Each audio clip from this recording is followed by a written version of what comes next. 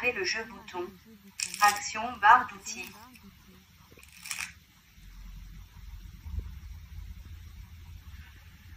Donc là, on vient de démarrer une table de tarot. Vous avez entendu d'ailleurs les cartes se mélanger. Donc ce qui se passe, c'est que là, je dois découvrir mon jeu. Donc on va le découvrir ensemble. 10 de cœur, 6 de cœur, bouton. Donc on commence toujours à cœur. 10 de cœur, bouton. 3 de pique, bouton. 4 de pique, bouton. Cavalier de pique, bouton. 2 de carreau, bouton. Cavalier de carreau, bouton. Roi de carreau, bouton. Ah, j'ai un roi, c'est plutôt une bonne chose sur le tarot. 10 de trèfle, bouton.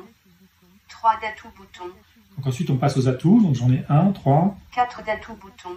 7 d'atouts, bouton. 9 d'atouts, bouton. 10 d'atouts, bouton. Excuse, bouton.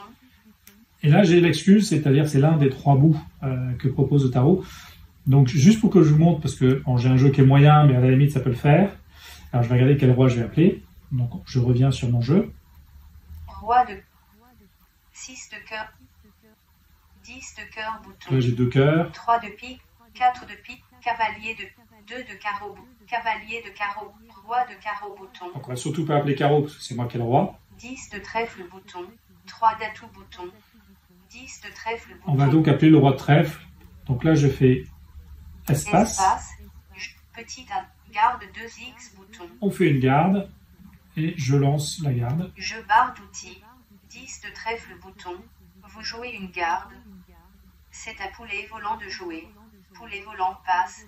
C'est à Hercule de jouer. Hercule passe. C'est à Flipper de jouer. Flipper passe. C'est à bébé canard de jouer. Bébé canard passe. Vous jouez une garde. Appel au roi. Choisissez un roi à appeler. Le joueur qui le détient deviendra votre partenaire. C'est à vous de jouer.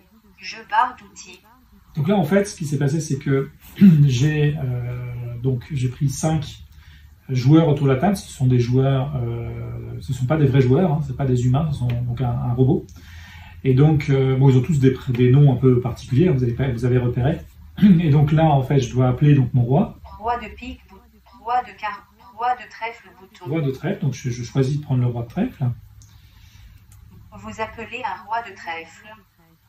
Le chien contient 4 de cœur, roi de pique et 18 d'atouts, c'est à vous de jouer.